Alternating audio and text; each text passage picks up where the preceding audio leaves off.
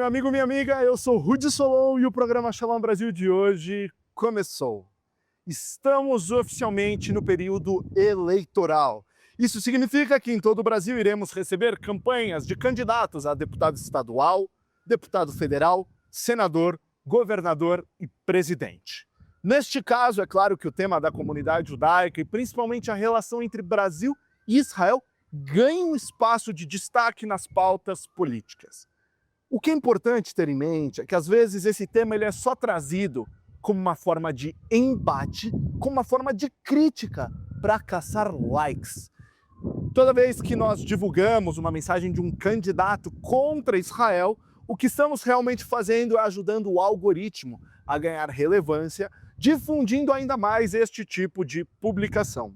Então, caso você veja qualquer tipo de postagem, vídeo, notícia que fale mal do Estado de Israel, o melhor é evitar o compartilhamento, evitar engajar nos comentários, porque esse tipo de coisa só ajuda o algoritmo a aumentar a distribuição e assim nós estamos ajudando este ódio a se disseminar e tornar este candidato ainda mais conhecido ou esta candidata ainda mais visível em todos os lugares. Que possamos ter um período eleitoral de tranquilidade, que possamos encontrar a melhor solução para a comunidade judaica brasileira, trazendo uma conexão com os nossos vínculos da democracia e, claro, boas relações com a proteção do povo judeu e o Estado de Israel.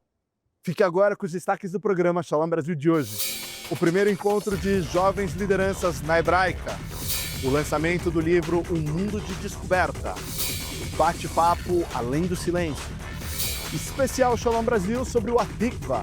Fique com a gente, o programa Shalom Brasil volta daqui a pouco.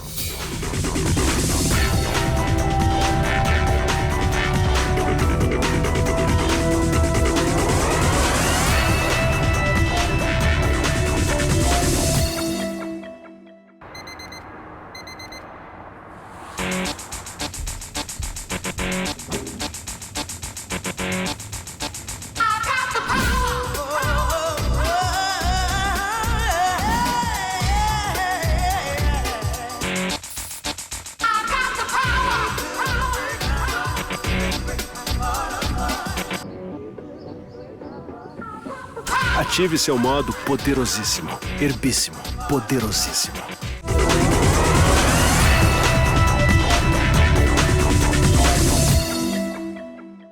O futuro das comunidades judaicas na América Latina passa por novos desafios.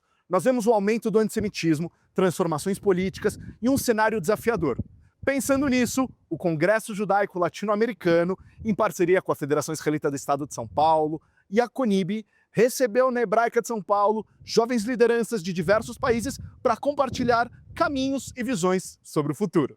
Lideranças jovens judaicas de diferentes países da América Latina se reuniram neste sábado na Hebraica São Paulo para discutir os principais desafios enfrentados pelas comunidades da região. A programação abordou a formação de novas lideranças, as transformações políticas e sociais da América Latina e o avanço do antissemitismo e os impactos do conflito em Israel sobre a vida judaica na diáspora. Temos o prazer de receber aqui no clube. São quase 40 jovens da América Latina, jovens líderes que se importam, que têm essa vontade de aprender, de conhecer um pouquinho mais, para poder estar representando a gente lá na frente. Fizemos um tour na Hebraica, acho que o pessoal ficou bastante impressionado. A Hebraica é um clube lindo, né? Que nem a gente trabalha para isso. Vai ter os seminários, vamos tentar ensinar algumas coisas que são importantes para eles, para no futuro está passando isso próximo, geração para geração, né? Ledor Vador. A gente está trazendo essa juventude e a gente está querendo estimular e apresentar, abrir as portas para uma nova geração de líderes e tentar dar um embasamento cada vez mais forte para eles, para que a gente tenha o que a gente precisa na comunidade, que é o Ledor Vador. A programação começou com uma recepção ao grupo e, na sequência, colocou em debate um dos principais desafios para o futuro, a formação de novas gerações de lideranças judaicas. Jack Terpins, Avi Gelberg e Cláudio Eppelman participaram da conversa sobre os caminhos e oportunidades para essa renovação. O encontro também reuniu representantes da Argentina, do Uruguai, Paraguai, Panamá, Chile e Brasil, além de integrantes da academia, em uma troca de iniciativa desenvolvidas em diferentes países. Primeiro é uma iniciativa do Congresso Judaico Mundial e Congresso Judaico Latino-Americano. Então nós decidimos em começar a fazer esse primeiro seminário aqui em São Paulo, com jovens da América Latina inteira. Aqui nós temos 15 jovens de fora e mais 25 jovens do Brasil. Super importante. Nos dias de hoje a gente tem o dever de começar a criar a famosa frase nossa, Le Dorvador. Isso que a gente consegue ver aqui. Nós estamos fazendo um trabalho para preparar eles para poder atuar e participar em qualquer entidade judaica ao redor do mundo. Nada melhor do que fazer isso aqui na nossa hebraica, no nosso centro comunitário. E vai ser um início de um trabalho muito importante que vai ter reflexos na comunidade, tanto aqui no Brasil, na América Latina e no mundo, em termos de novas lideranças.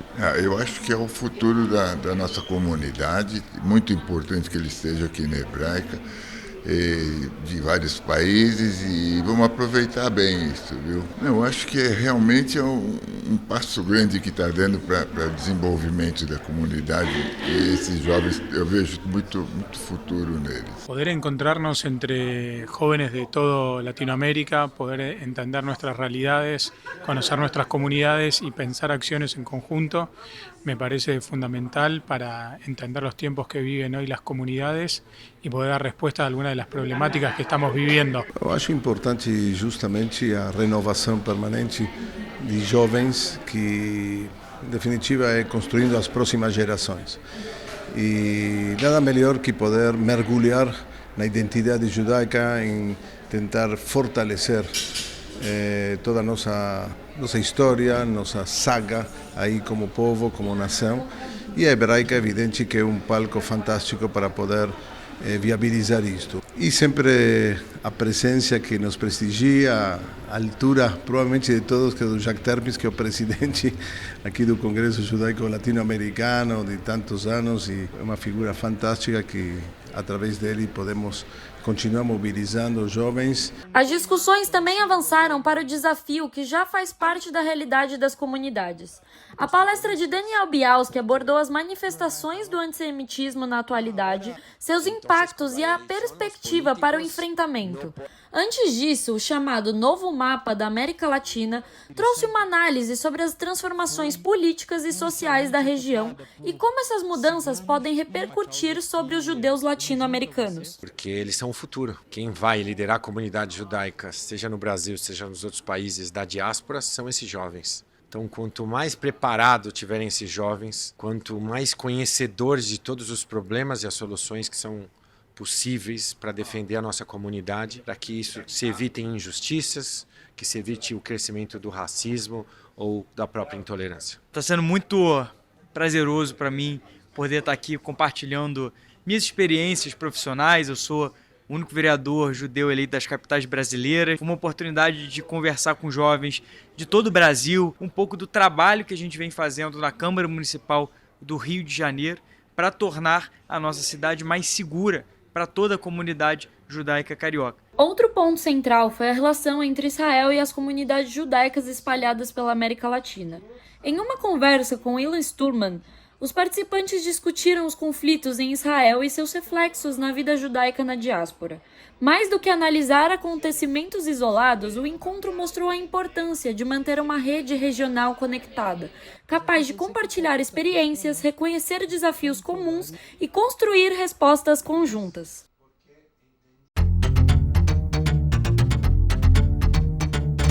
Olá, eu sou o professor Samuel Felberg com as notícias de Israel desta semana.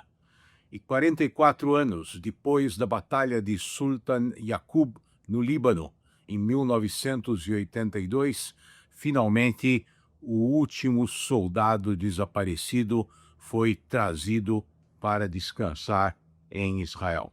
Seus pais já não estão vivos para receber a notícia, mas a família finalmente pôde enterrar os restos do soldado que foi parte da emboscada armada pelos sírios na região de Sultan Yaqub, um dos elementos mais trágicos da intervenção israelense no Líbano em 1982. Uma falha da inteligência. Se sabia que os sírios estavam lá, que havia a possibilidade da emboscada estar preparada e, apesar disso, os blindados israelenses entraram na armadilha e o impacto foi terrível também sobre a moral das tropas. E se as relações com a Turquia já estavam estremecidas, agora elas provavelmente chegaram ao fundo do poço. Essa semana, a Força Aérea Israelense bombardeou uma base aérea na região de Idlib, no noroeste da Síria, onde se acredita que os turcos tenham instalado uma bateria antiaérea que dificultaria tremendamente a movimentação israelense nos céus da Síria, país que ficou praticamente sem força aérea e sem defesas antiaéreas depois dos bombardeios israelenses, quando o novo governo fundamentalista islâmico assumiu depois da queda de Bashar al-Assad. A preocupação israelense é tanto com a aproximação de tropas turcas em direção à fronteira de Israel, quanto com a possibilidade de algum tipo de intervenção que dificulte a atuação da Força Aérea Israelense nos céus da Síria. E para finalizar, novidades no cenário eleitoral israelense. Primeiro, Eisenkot, que vinha superando o partido de Benjamin Netanyahu, agora está empatado ou pouco abaixo dele. Naftali Bennett ganhou algumas cadeiras, provavelmente roubadas do partido de Eisenkot. Os partidos árabes se uniram, 3 deles, para participar com uma lista única, o que provavelmente lhe dará em torno de 7 cadeiras, totalizando 10 ou 11 para os 4 partidos árabes. E um ex-general israelense, muito crítico do governo Netanyahu, agora se propõe a criar mais um partido, eventualmente, se passar a cláusula de barreira, um partido que poderá roubar 1 ou 2 cadeiras do partido de Netanyahu. Continua tudo embolado e temos ainda muito tempo para que as coisas se aclarem até o momento da eleição em 27 de outubro. É isso por hoje. Até a próxima semana. A seguir, o lançamento do livro Um Mundo de Descoberta.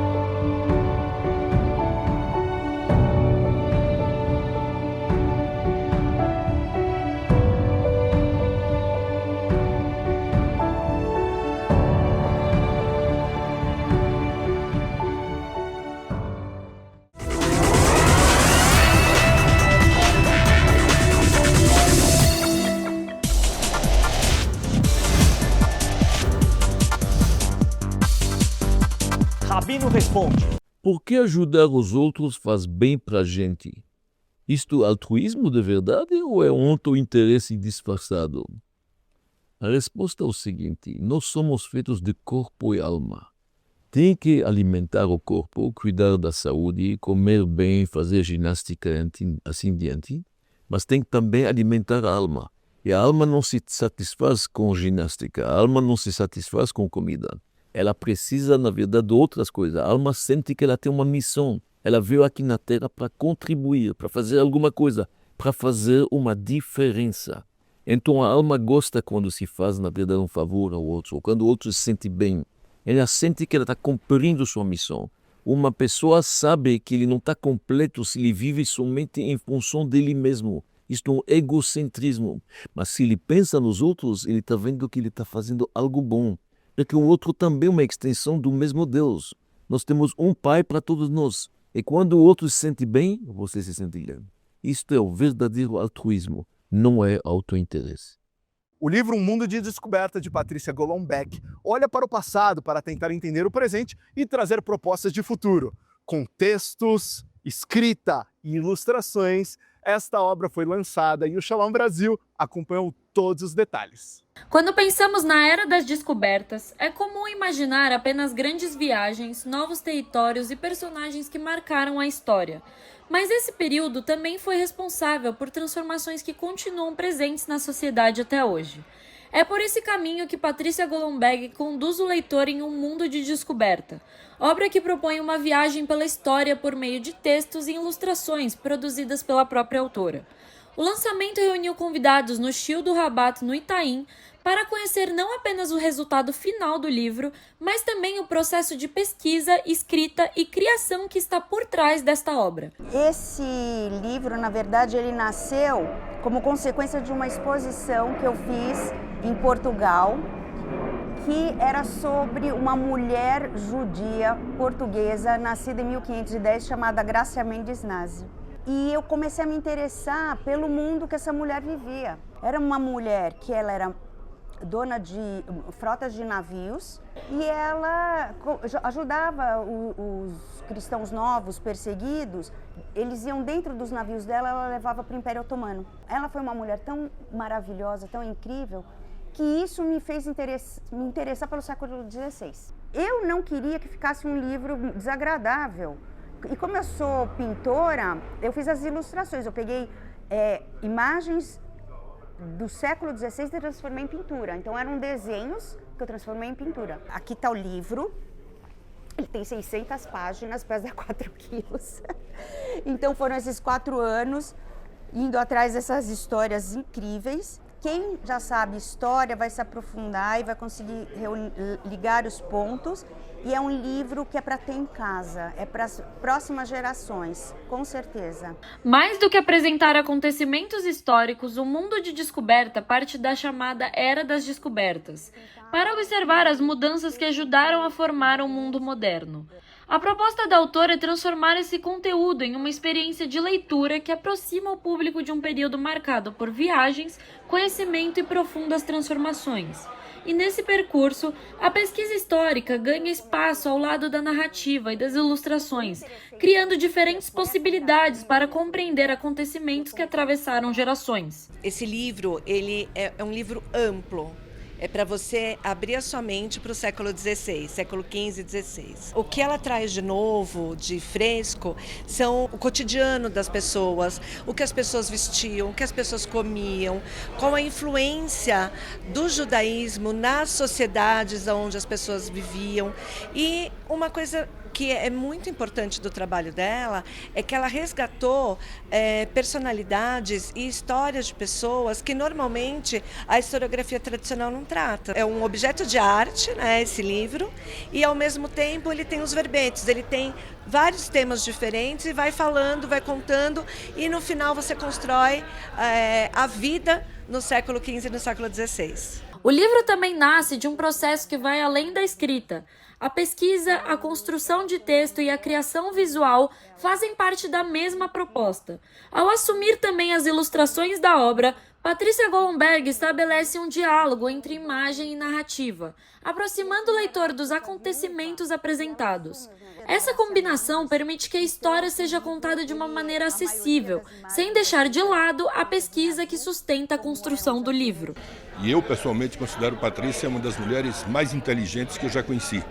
Além de ser muito dinâmica, além de ser muito perfeccionista e de levar muito a sério uma missão, mesmo quando se trata de uma tarefa hercúlea, como é um livro dessa magnitude. Um livro ricamente ilustrado, inclusive por ela, o que dá prova, mais uma vez, da policromia e da versatilidade de Patrícia. E essa contagem regressiva foi das boas coisas que a gente fez, porque hoje o livro está sendo lançado aqui em São Paulo, depois de muito empenho dela. Revisitar o passado também é uma forma de compreender como chegamos ao presente. E é justamente nessa conexão que o Mundo de Descoberta encontra sua proposta: transformar um período histórico em uma oportunidade de conhecer, questionar e refletir.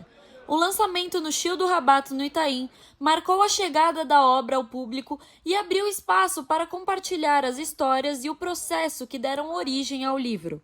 Uma viagem pela Era das Descobertas que mostra como a história continua encontrando novas formas de ser contada e de despertar a curiosidade de quem está disposto a descobrir. Uma obra de arte.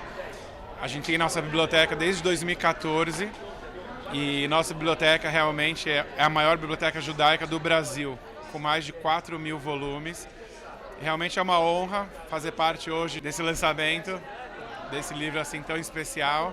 Então é um grande prazer para nós aqui Sinagoga, recebendo todo mundo, e um grande prazer para toda a comunidade também. Obviamente que para a sinagoga é sempre importante, porque a sinagoga, além, do papel mais importante, que é a questão religiosa, as rezas e tudo mais, mas sempre juntar as pessoas é muito importante, ainda mais quando diz respeito a uma obra dessa e conta toda uma história, uma parte da história judaica que muitas pessoas não conhecem.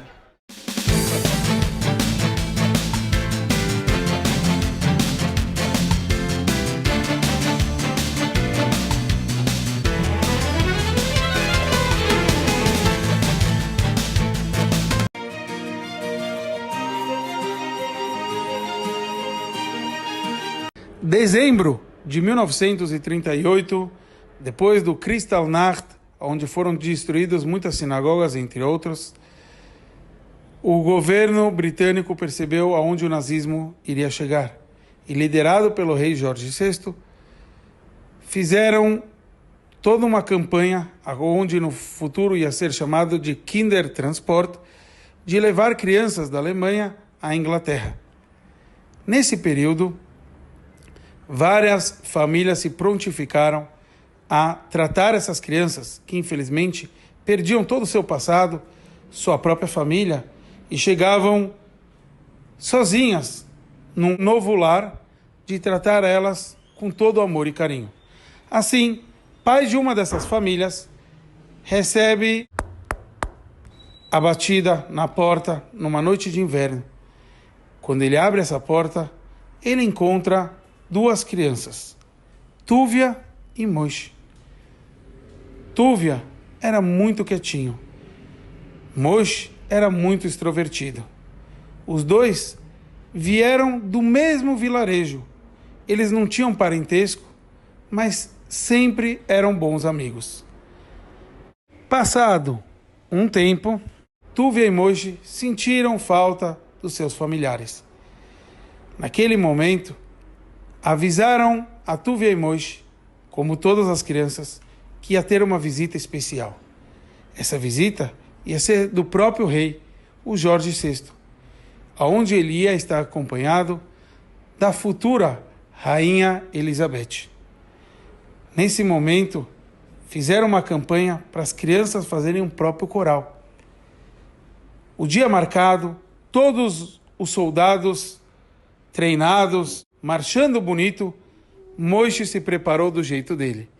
Ele, como sempre escapava, etc., ele foi entre todas as crianças e entre todos os soldados e se enfiou e entrou na frente do próprio rei. Chegou até o Jorge VI e falou: meu querido rei, eu devo te agradecer que o Senhor salvou minha vida. Porém, eu sinto tanta falta dos meus pais. O rei acenou com a cabeça, entendeu de quem se tratava e logo pediu para os soldados retirá-lo. Um mês depois, Moshe é chamado para o escritório. O escritório responsável por todas essas crianças. Quando ele chega lá, ele é levado a um quarto ao lado e ele se reencontra com seus pais. A alegria era tão grande, ele não podia acreditar. Quem conta para a gente essa história é o rabino Tuvia Weiss. Ele conta que das 1000 crianças, Moshe foi o único que reviu seus pais. Sabe por quê? Ele teve a cara e a coragem de pedir para o rei o certo, aquilo que ele realmente desejava. Se todos os outros pensassem nisso, estamos chegando a Rosh Hashanah e devemos pensar o que realmente nós podemos pedir, porque o Rei dos Reis vai estar perante nós. Vamos aproveitar esses momentos. Um Shana Tová e até mais.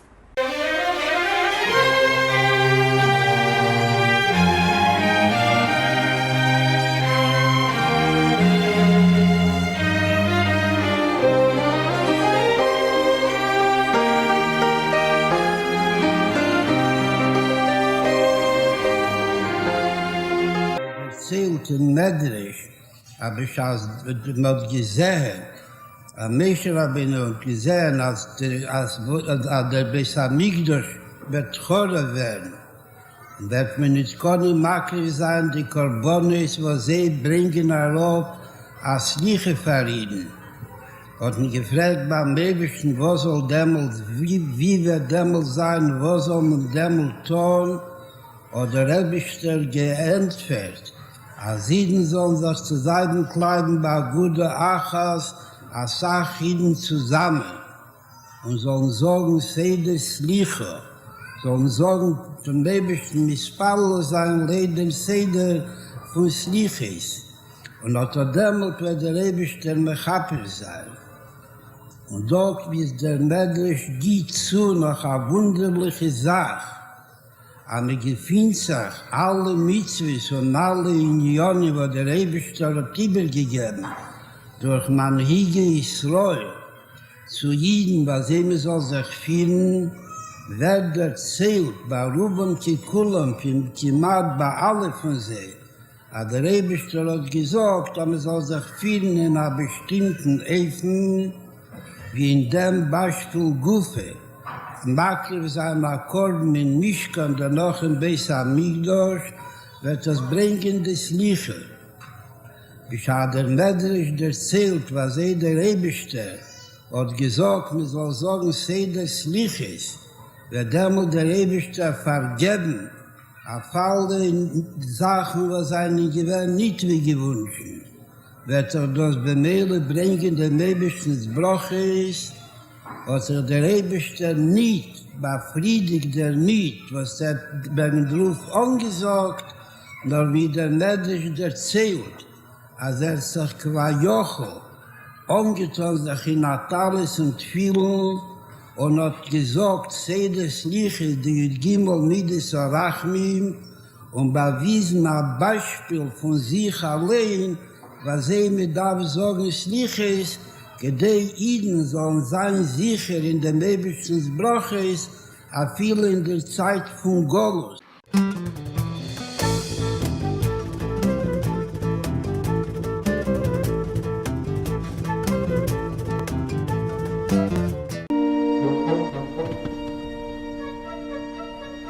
No.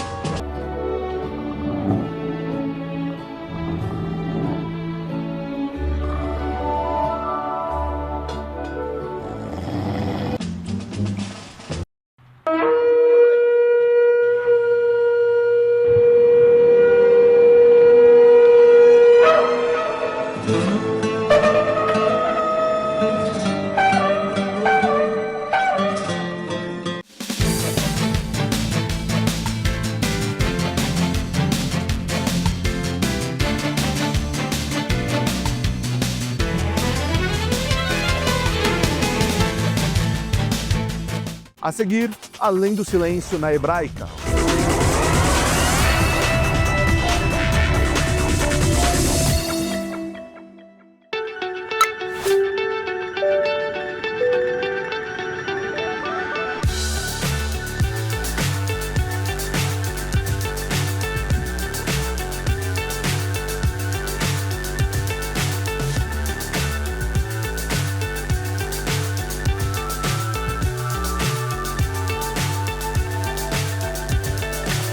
So high I'm hypnotized.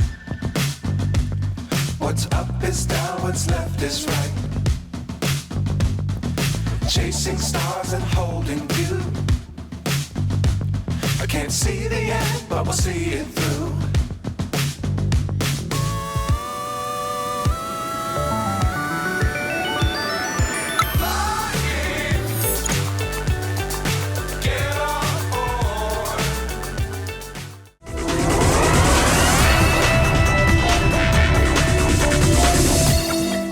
O combate ao antissemitismo exige uma abordagem multifatorial e de diversos setores. A Hebraica de São Paulo abriu suas portas para receber o evento Além do Silêncio, que reuniu comunicadores, jornalistas e lideranças comunitárias para debater o tema do antissemitismo.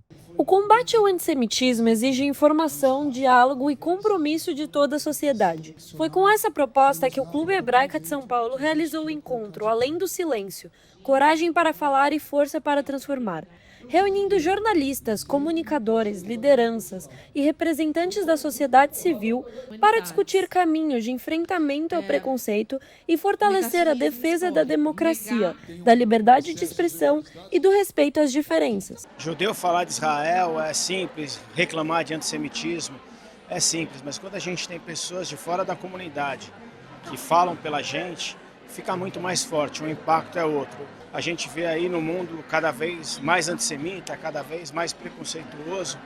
Então a gente se une a essas mulheres para mostrar a importância que tem. Então, esse é o objetivo de trazê-las aqui. E para você ver o impacto que tem, nós devemos ter aqui hoje quase 400 pessoas para estar participando num debate. Na verdade, desde 7 de outubro que eu fiquei muito chocada com a reação do mundo em relação ao que era o Hamas e a narrativa da guerra. E o algoritmo toda vez me mandava para esse caminho de gente criticando muito Israel. E a única hora que eu tinha um alento, assim, no meu coração, quando eu via essas pessoas mudando a narrativa. Eu falava assim, gente, não é possível que a gente está sozinho. A solidão da gente estar nesse surto louco de antissemitismo, que a gente não consegue imaginar que fosse passar por isso. Eu, por exemplo, vi isso em livros de história, nunca imaginei estar vivendo isso. E é por isso que eu tive essa iniciativa e com o apoio da diretoria toda, imediatamente todo mundo topou. O encontro reuniu mulheres com diferentes trajetórias profissionais, unidas pelo compromisso de ampliar o debate sobre o antissemitismo. A proposta foi trazer ao centro da discussão pessoas de fora da comunidade judaica que passaram a defender publicamente a comunidade e o Estado de Israel, utilizando seus espaços de atuação para combater a desinformação e incentivar um diálogo baseado em fatos.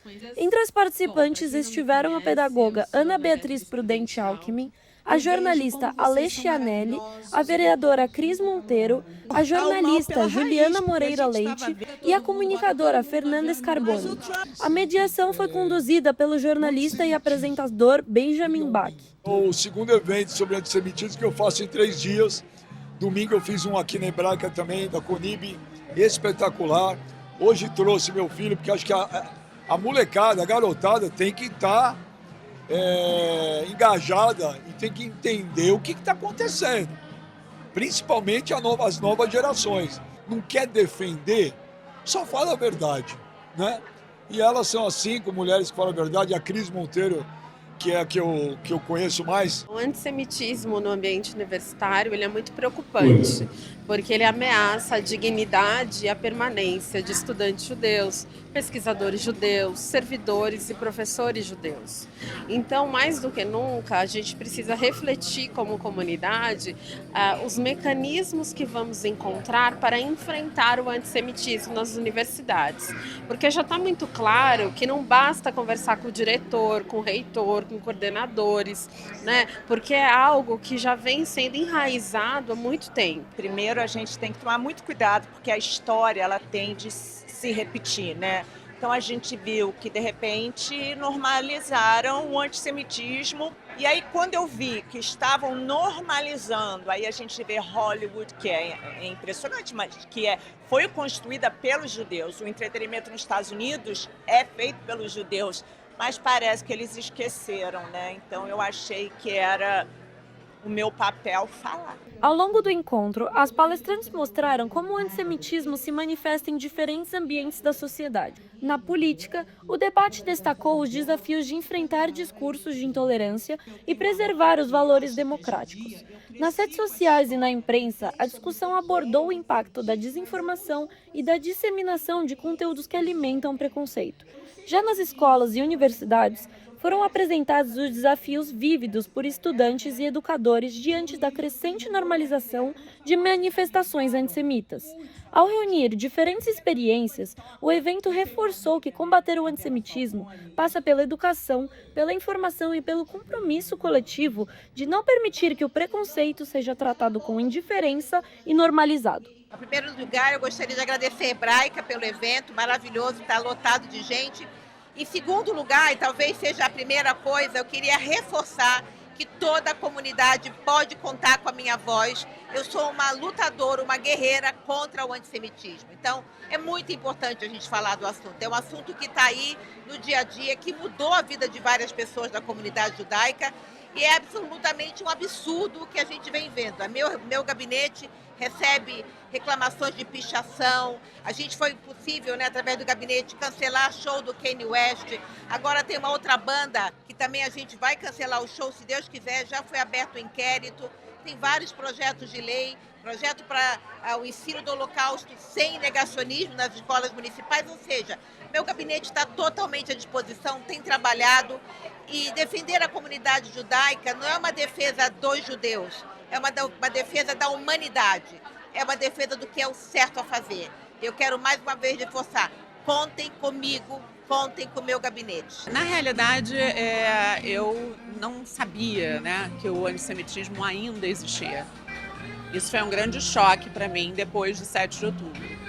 E simplesmente não havia como eu me calar como ser humano, como uma mãe, como uma mulher, como uma filha, como uma amiga. E quando eu vejo o mundo indo contra, eu falei, não, peraí, tem alguma coisa errada.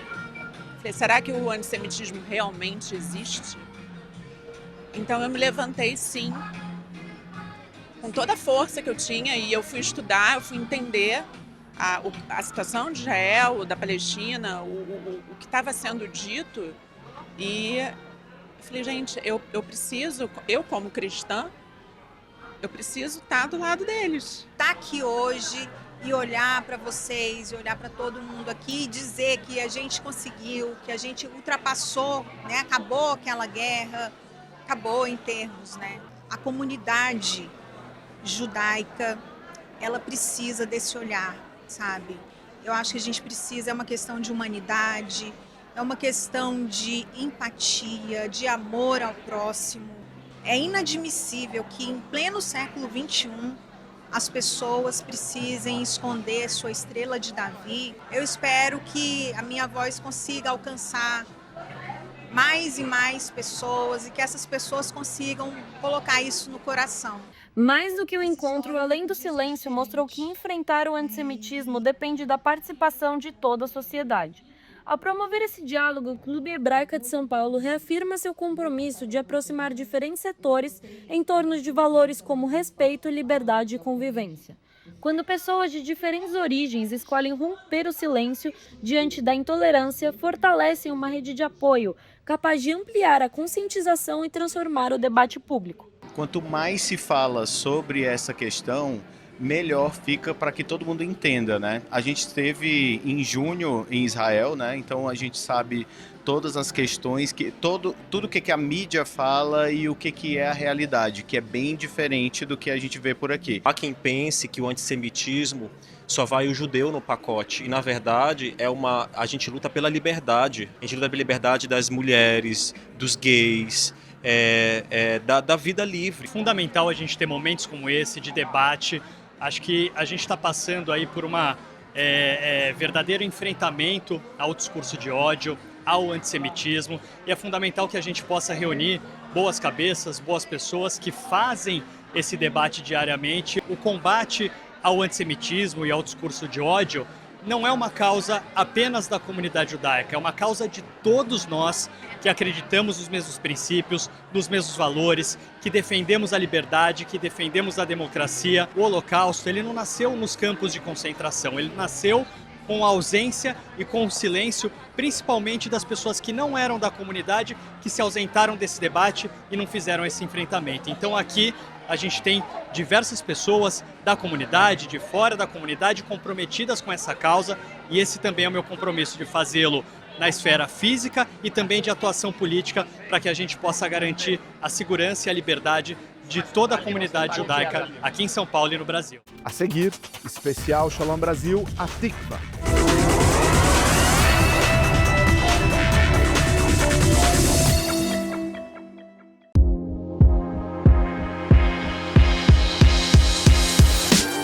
Agora ficou ainda mais fácil acompanhar o Shalom Brasil.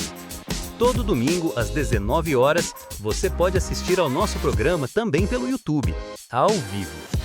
Não perca essa nova forma de estar junto com a gente.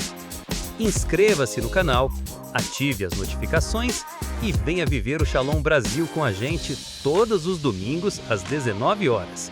Esperamos por você!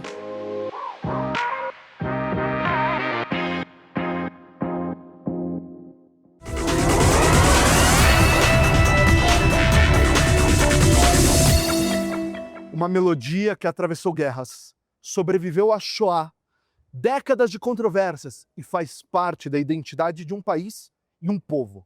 O Atikva, a esperança, hino nacional do Estado de Israel, vem de um poema que sobreviveu pela esperança e a resiliência do povo judeu. No especial Shalom Brasil de hoje, você confere todos os detalhes sobre o Atikva. Imagine uma melodia simples, quase melancólica. Você provavelmente nunca ouviu falar do homem que escreveu, nem da cidadezinha da Romênia de onde ela veio. A música passou por décadas de contestação e o hino quase foi substituído não uma, mas várias vezes. E mesmo assim, essa canção sobreviveu a tudo. Sobreviveu ao deserto, às guerras, ao Holocausto, à censura internacional. Ela sobreviveu porque o povo que a cantava também sobreviveu.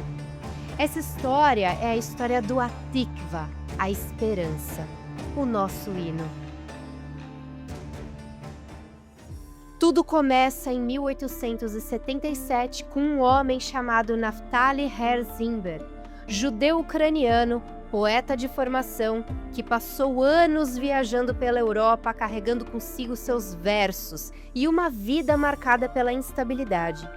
Sua reputação entre os contemporâneos estava longe de ser impecável.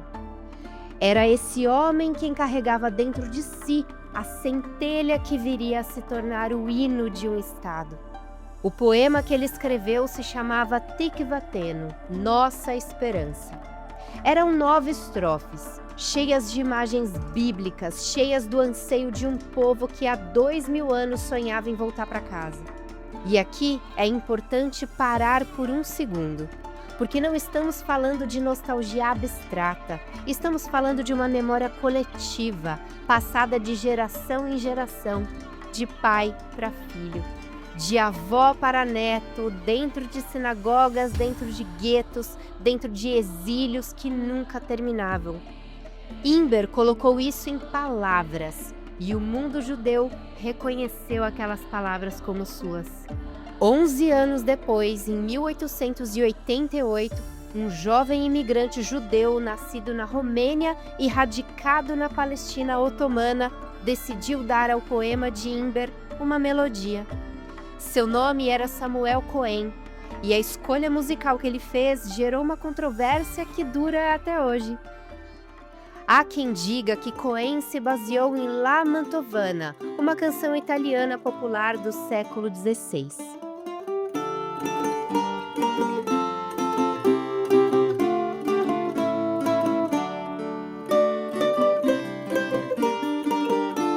Há quem diga que a inspiração veio de Die Moldau, obra do compositor tcheco Bedřich Smetana.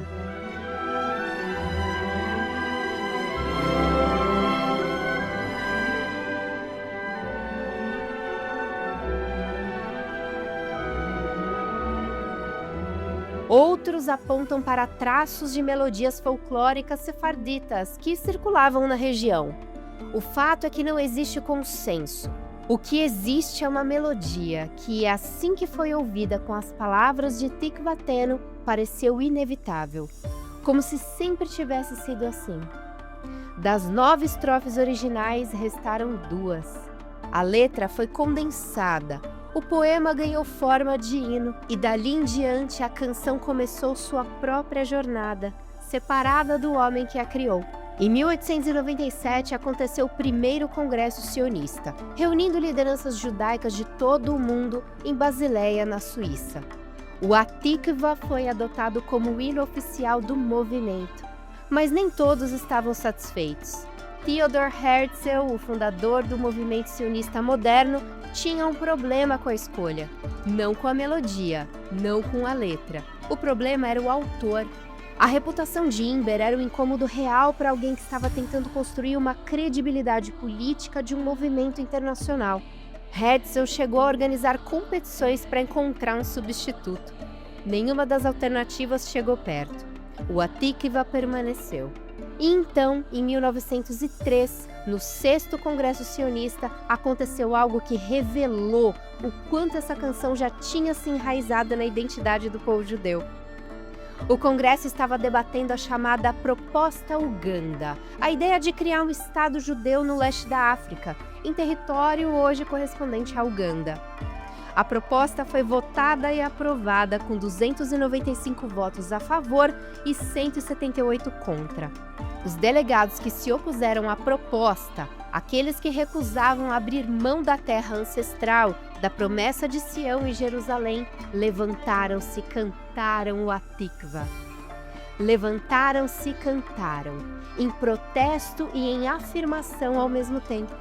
Era um hino para um Estado que ainda não existia, sendo usado como ato de resistência dentro de uma assembleia política. Esse momento diz tudo sobre o que o Hatikva já era antes de Israel sequer existir como nação. Em 1933, o 18º Congresso Sionista adotou oficialmente o Hatikva como seu hino.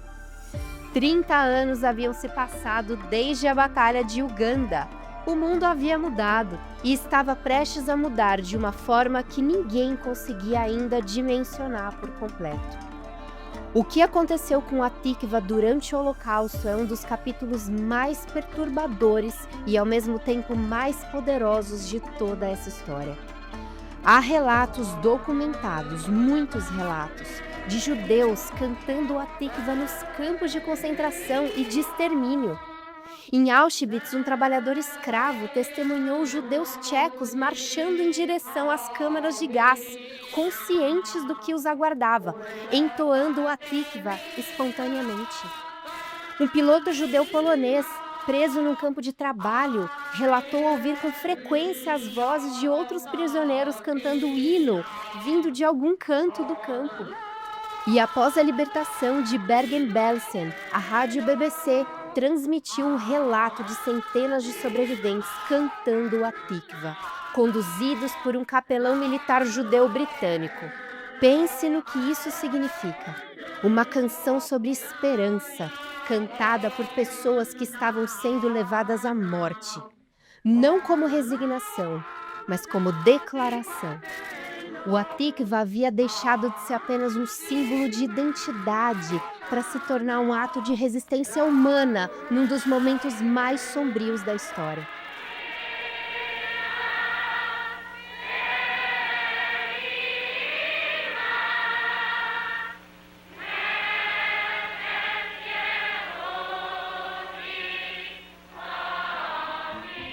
Em 14 de maio de 1948, o Estado de Israel foi fundado, e o Hatikva passou a ser cantado como o hino nacional, embora sua oficialização perante a lei israelense só tenha acontecido em 2004, mais de 5 décadas depois. Mas assim como Israel sempre precisou lutar pelo seu direito de existir, o Hatikvah também enfrentou resistências.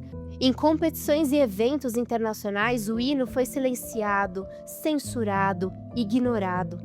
Atletas israelenses foram obrigados, durante anos, a competir sob a bandeira da Federação Internacional de Judô e não sob a bandeira de Israel. Isso mudou em outubro de 2018.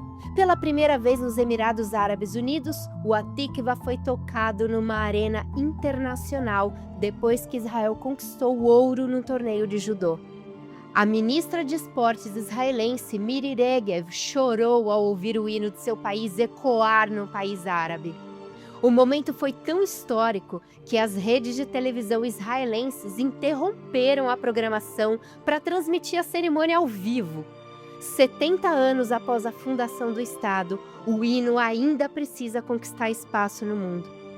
Mas a controvérsia em torno do Hatikvah não é apenas externa. Dentro de Israel, ela é profunda e legítima.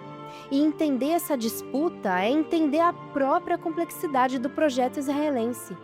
O Hatikvah foi escrito por um judeu europeu, para judeus europeus cantando com os olhos voltados para o leste, para Sião e Jerusalém. Isso funciona perfeitamente se você passou 2000 anos de diáspora na Europa ou nas Américas. Mas Israel é um país com múltiplas origens. Cerca de 3,2 milhões de israelenses são judeus Mizrahim, descendentes de comunidades do Iraque, da Síria e do Irã, que não olhavam para o leste, que já estavam no leste. Para eles, a referência geográfica do hino soa distante, como se sua própria jornada não estivesse incluída na letra. E há ainda a questão dos cidadãos árabes israelenses. Eles representam quase 20% da população do país. Eles votam, ocupam cargos no governo, servem ao Estado. E quando o hino toca, ele fala de um espírito judeu, de um anseio judeu, de uma terra de Sião. Em 1976, Rifat Turk, o primeiro árabe israelense a jogar pela seleção nacional, ficou sentado e em silêncio enquanto o Hatikvah era tocado nas Olimpíadas. Ele disse: "Eu não tenho uma alma judaica, tenho uma alma árabe." Se a letra do hino falasse de amor e consideração por pessoas como eu cantaria com prazer. Em 2012, o juiz Salim Jubran, árabe-israelense, membro da Suprema Corte, ficou de pé durante o hino, mas não cantou. A cena gerou debate nacional e até acusações de racismo. Naquele mesmo ano, uma pesquisa da Universidade de Tel Aviv mostrou que 90% dos árabes israelenses consideram o Hatikvah inadequado como hino nacional. Por outro lado, há israelenses que acham que o hino não vai longe o suficiente no sentido religioso. O rabino Abraham Isaac Kook, líder espiritual do sionismo religioso do século XX, chegou a escrever um contra-hino chamado Shir HaEmunah, Cântico da Fé, que enfatizava a dimensão religiosa do retorno à terra. Mas com o tempo, mesmo sionistas religiosos abraçaram o Hatikvah como símbolo central da identidade nacional. No meio de toda essa controvérsia, há algo que o Hatikvah fez que poucos hinos nacionais no mundo fazem. Ele não tem uma única menção a armas, nenhuma referência à guerra, nenhum chamado às batalhas, nenhum sangue do inimigo, nenhuma glória militar. Para um país que nasceu cercado por inimigos e sobreviveu a guerras em todas as frentes, isso é uma escolha significativa. O hino de Israel não canta a vitória, ele canta o retorno. Não canta a força, ele canta a esperança. Há algo profundamente revelador nisso sobre o que o Estado de Israel quis ser, mesmo diante de tudo que tentou destruí-lo. A letra do Hatikvah é simples. Enquanto no coração, no fundo da alma, o espírito judaico ainda anseia. E para o Oriente, para o Leste, um olhar voltado para Sião. Nossa esperança ainda não está perdida. A esperança de 2000 anos, ser um povo livre em nossa terra, a terra de Sião e Jerusalém.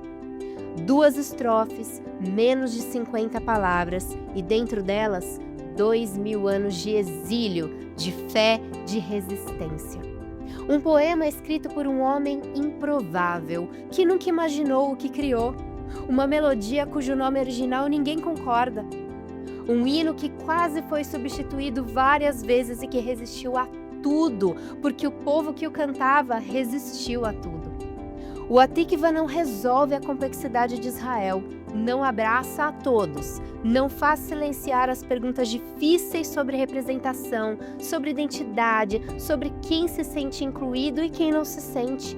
Mas talvez seja justamente por isso que ele ainda importa, porque as perguntas que ele levanta são as mesmas perguntas que Israel continua tentando responder sobre como ser, ao mesmo tempo, um lar para o povo judeu e uma democracia para todos os seus cidadãos.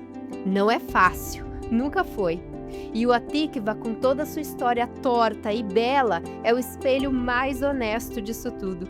E é exatamente por isso que o Shalom Brasil está comprometido em trazer esse tipo de conteúdo para você, com verdade, com responsabilidade e com apuração rigorosa.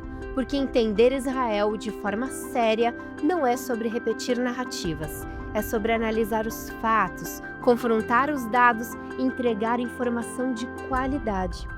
A esperança não morreu e essa canção é a prova. Shalom Brasil e até a próxima!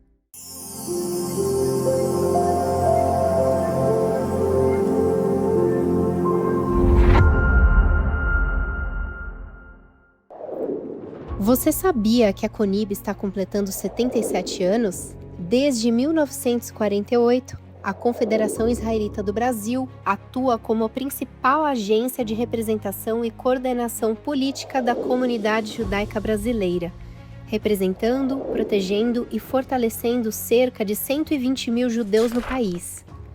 Hoje, sua atuação é mais essencial do que nunca e se organiza em 5 grandes frentes. Advocacy e relações governamentais. Presente em Brasília e nos estados, a CONIB constrói pontes com autoridades e já ajudou a oficializar a definição de antissemitismo da IRA, Aliança Internacional de Memória do Holocausto, em boa parte do Brasil.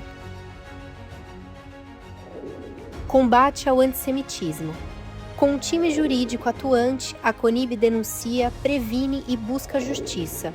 Desde outubro de 2023, mais de 50 casos foram levados às autoridades. Denuncie.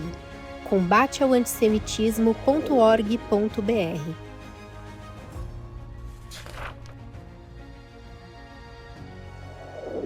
Comunicação estratégica. A CONIB coloca a comunidade em evidência na mídia e nas redes, com campanhas como Insisto na Vida, que levou uma mensagem de esperança após os atentados de 7 de outubro. Segurança comunitária. Treinamentos, centros de monitoramento e parcerias com forças públicas garantem mais proteção às comunidades judaicas em todo o Brasil. Missões para Israel. Jornalistas, juízes e políticos visitam Israel com a CONIB para conhecer de perto a realidade e fortalecer laços de solidariedade e verdade. A CONIB representa todos nós. Siga, compartilhe, participe. Procure por @CONIBOficial no Instagram, Facebook, YouTube e LinkedIn. Am Israel High.